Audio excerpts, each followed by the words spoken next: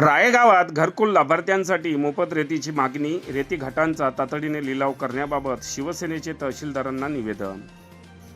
राळेगाव तालुक्यातील गरीब गरजू व आर्थिकदृष्ट्या दुर्बल घरकुल लाभार्थ्यांना मोफत रेती उपलब्ध करून द्यावी, तसेच तालुक्यातील रेती घाटांचा तातडीने लिलाव करावा, अशी ठाम मागणी आज दिनांक 24 डिसेंबर रोजी 3 वाजता शिवसेना राळेगावच्या वतीने तहसीलदारांना दिलेल्या निवेदनातून करण्यात आली आहे।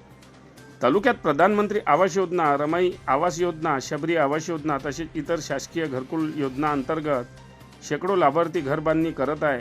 मात्र रेतीच्या टंचाईमुळे अनेक घरकुले अर्धवट अवस्थेत असून बांधकामाची कामे पूर्णपणे ठप्प झाली असल्याचे निवेदनात नमूद करण्यात आले आहे। शासनाकडून घरकुल मंजूर असतानाही मूलभूत बांधकाम साहित्य मिळत नसल्याने लाभार्थ्यांमध्ये तीव्र नाराजी आहे।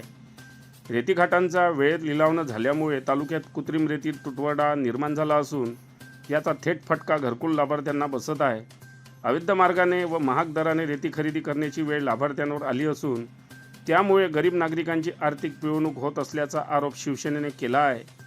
यामुळे शासनाचा महसूलही बुडत असल्याचे निवेदनात स्पष्ट करण्यात आले आहे। शिवसेना राळेगावच्या वतीने शासन निर्णयानुसार सर्व शासकीय घरकुल लाभार्थ्यांना मोफत अथवा सवलतीच्या दरात रेती देण्यात यावी, तालुक्यातील सर्व पात्र रेती घाटांचा तात्काळ लिलाव करण्यात यावा, तसेच लिलाव होईपर्यंत विशेष परवानगीने रेती उपलब्ध करून देण्यात यावी, अशा मागण्या करण्यात आल्या आहे।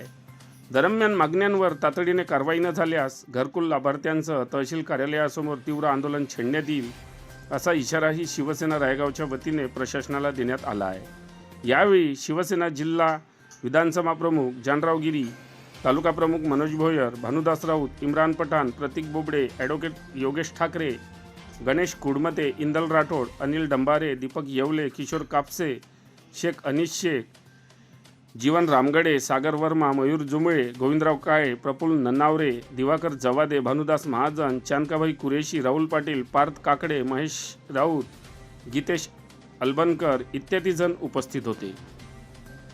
आज आम्ही तालुका शिवसेनेच्या वतीने संपूर्ण राळेगाव तालुक्यात चालू असलेल्या घरकुल संदर्भात रेती मिळण्यासंदर्भात आम्ही शासनाला निवेदन दिलेले आहे। नुकसान आणि थांबलेलं काम पाहता तात्काळ घरकुल लाभार्थ्यांना 5 ग्लास रेती मोफत मिळावी, यासाठी आम्ही तालुका शिवसेनेच्या वतीने माननीय तहसीलदार यांना आज निवेदन दिलेले आहे।